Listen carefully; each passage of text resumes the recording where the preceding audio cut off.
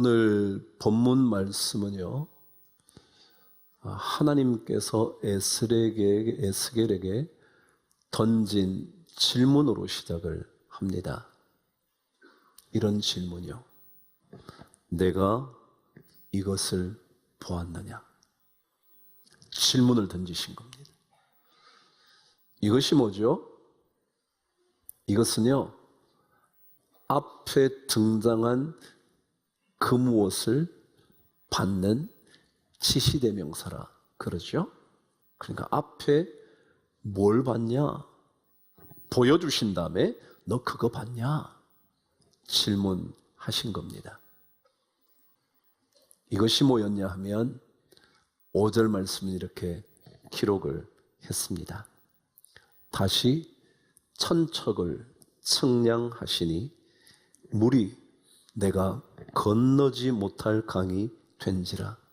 그 물이 가득하여 헤엄칠 만한 물이요 사람이 능히 건너지 못할 강이더라.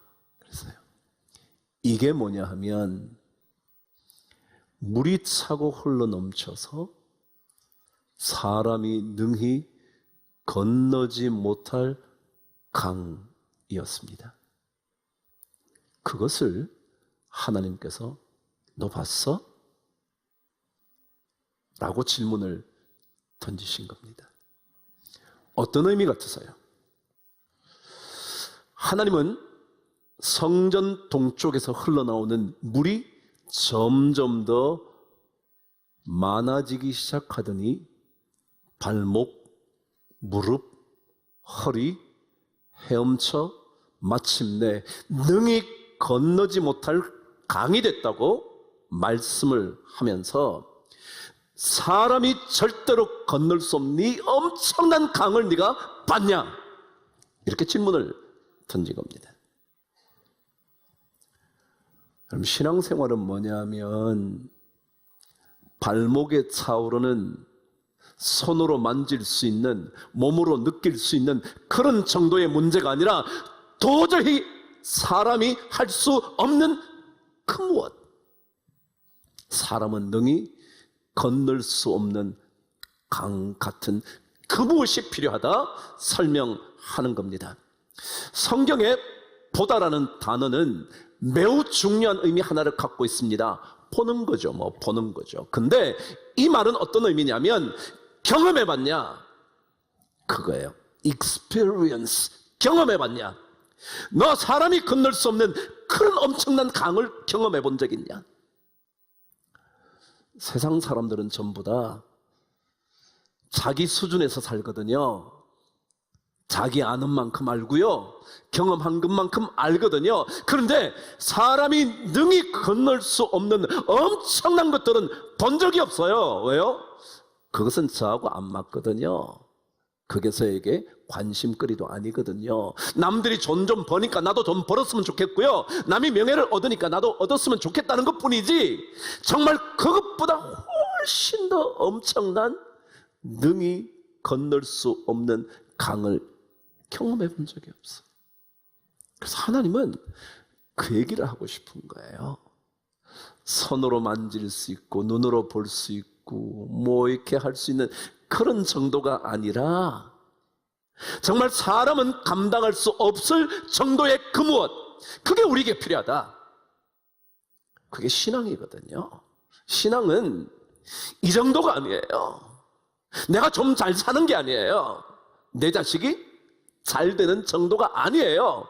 사람은 능히 상상할 수도 없는 그것을 의미하는 거예요.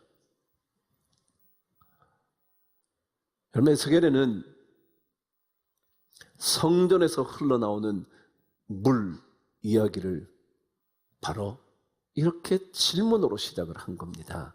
너 이런 거 본 적 있어? 그거 봐야 되거든 라는 메시지인 겁니다. 발목 정도 너 그것 가지고는 안 돼. 그것은 또다시 목마를 거야. 무릎까지 안 돼. 넌 또다시 갈급해 할 거야. 허리까지 그것도 안 돼. 너 더 큰 것을 원하게 될 거야. 근데 진짜 원해야 하는 것은 능히 건너지 못할 만큼의 강이라는 거죠. 그럼 나무가 살려면 뭐가 가장 중요할까요? 시작, 물. 그렇습니다. 아무리 많은 영양분을 공급해도요, 물이 없으면 죽어요. 아무리 엄청난 영양분을 나무에 꼭꼭꼭꼭 꽂아놔도요, 물이 없으면 죽어요. 물이요. 이게 있어야 돼요. 근데 그 물도 뭐라고요? 능히 건너지 못할 강물이요. 그게 우리에게 필요해요. 사람은 이거 하나 가진다고 만족하지 않거든요. 이것으로 인정받는다 해서 그 인정이 나를 그 정도만으로 만족하게 하지는 절대 못하거든요. 여러분, 요즘 여러분과 함께 읽어가는 말씀이 창세기 말씀이에요. 함께 읽어가고 계시리라 생각이 들지만, 크게 최근에 읽은 말씀 한번 말씀드려볼까요? 야곱에게는 아내가 둘이 있었습니다.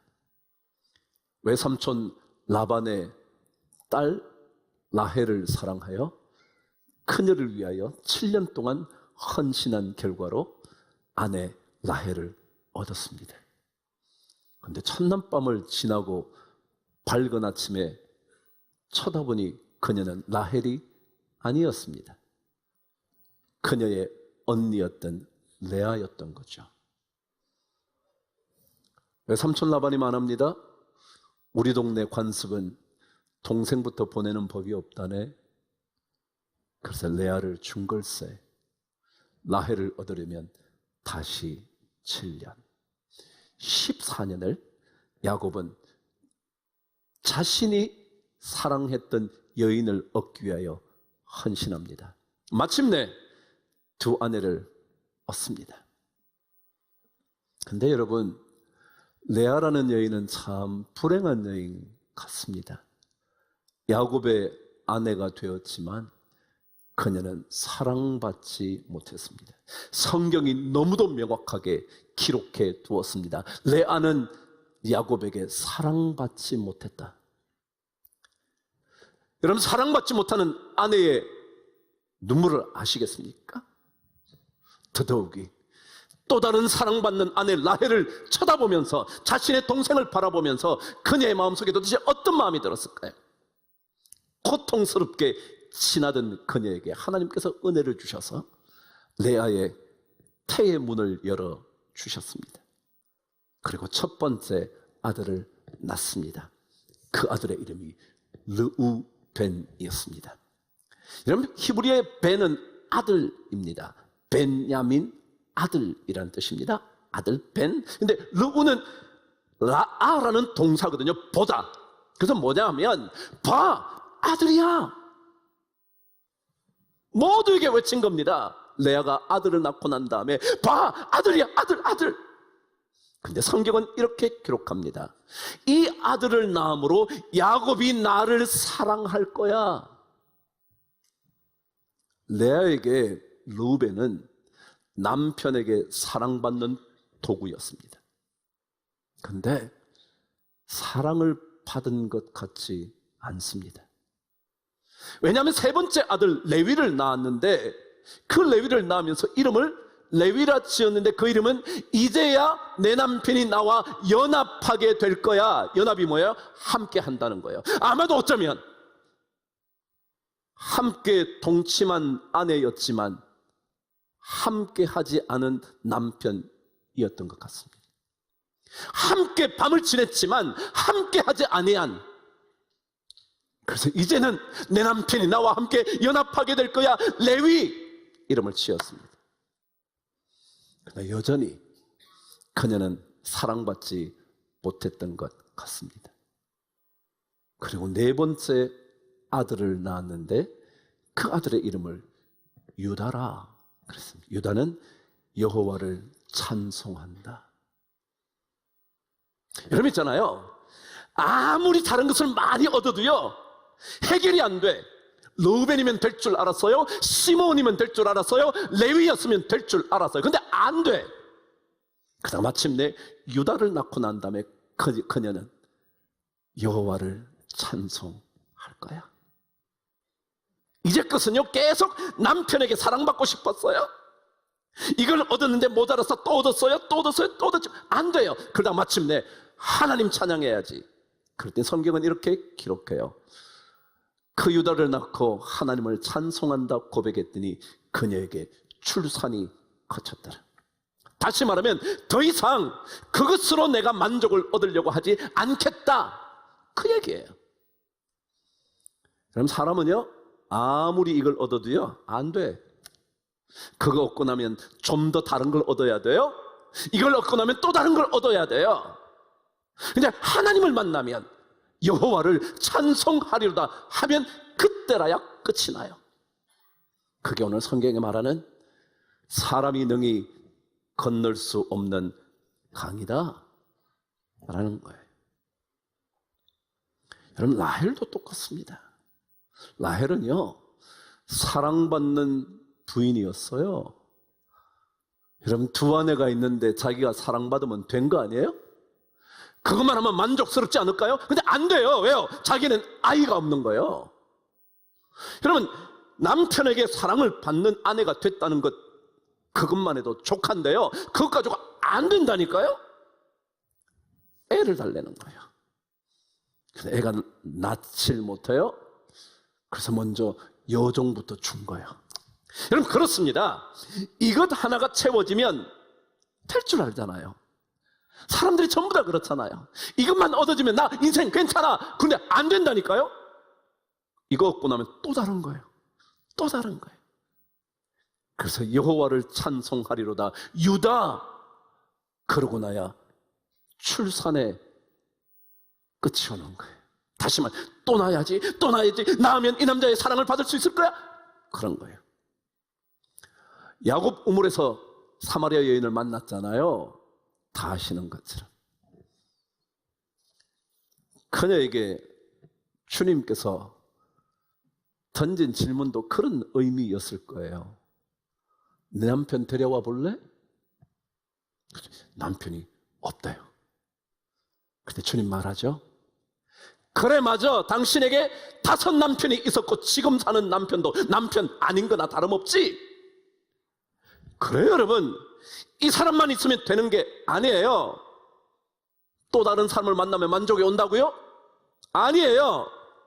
저것만 가지면 이제 완벽한 만족이 올 거라고요? 아니에요. 성경은 말해요.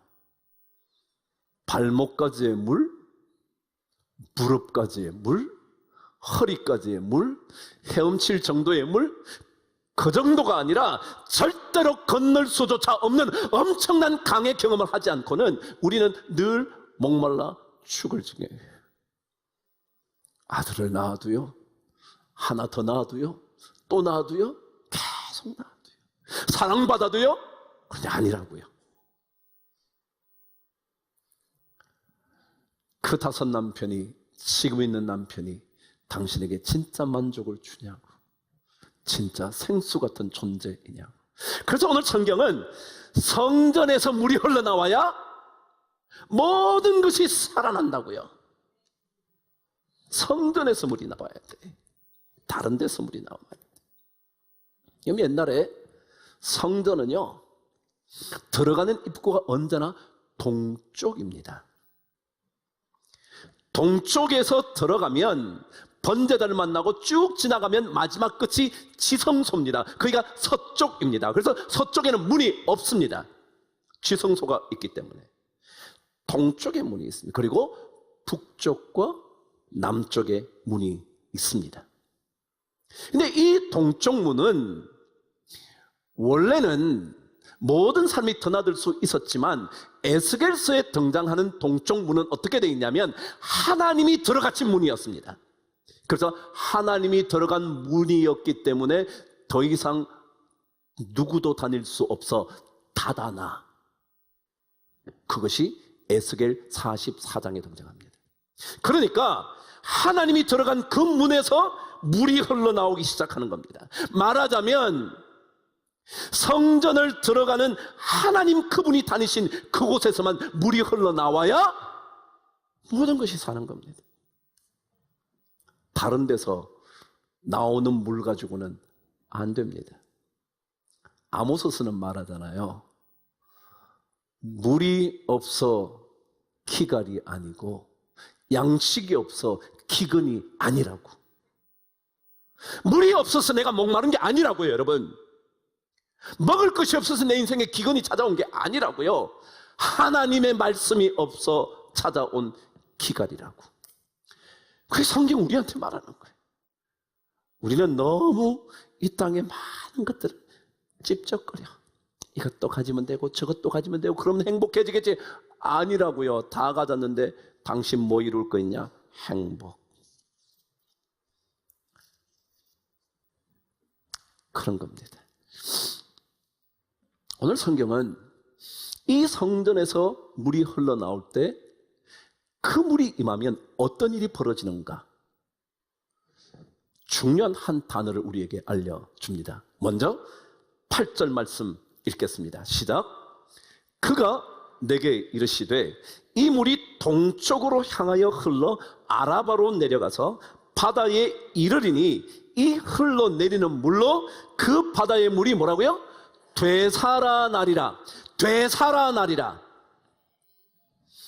여러분 6절부터 12절까지 계속 강조된 말이 되살아난다, 이른다, 산다, 이른다, 산다.